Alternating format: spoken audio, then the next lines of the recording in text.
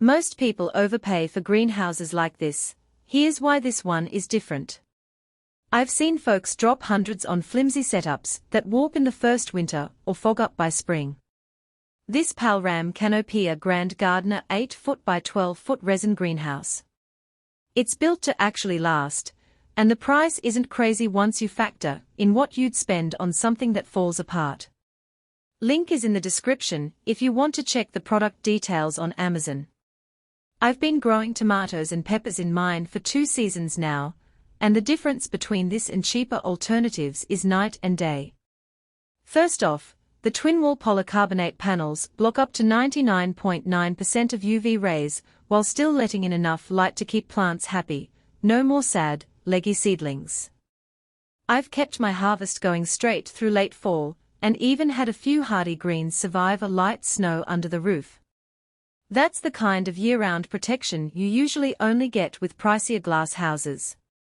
The frame is another standout.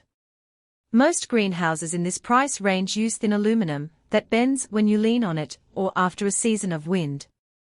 This one has a heavy-duty steel base and reinforced resin ribs that don't flex even when I'm wrestling with a top full of wet leaves. The door latch is tight too, which matters when a spring storm rolls in and you're worried about your seedlings getting drenched. I've had zero rattling or warping, and the hinges still move smoothly after 2 years. Assembly was the part one was most nervous about, but the step-by-step instructions and pre-drilled holes made it manageable over a weekend. I followed the guide with my brother-in-law, and we had the whole thing up before Sunday dinner. No special tools required, just a rubber mallet, a drill, and basic patience. If you've ever put together IKEA furniture and regretted it, this is way more straightforward. One feature I didn't expect to love, but now can't live without is the roof vent. It's built right in, so hot air escapes automatically on sunny days. I used to lose plants to heat stress in my old greenhouse, but now I can leave it unattended for a full day without worrying. There's also a ground bar that anchors the whole thing to the soil, which keeps it from shifting in wind, something I didn't even know I needed until I saw it in action. Maintenance is basically zero. Unlike glass, the polycarbonate panels don't need cleaning every week, and they don't yellow over time like some cheaper plastics. A quick rinse with the hose is all it takes to keep them clear. The frame doesn't rust either, which is a huge plus if you're in a humid climate like I am. I've skipped the whole spring overhaul that other greenhouses demand, and that alone has saved me hours. The size is perfect for serious gardeners who want room to experiment. I've got 2 long tables inside, plus space for hanging herbs and a few potted ornamentals.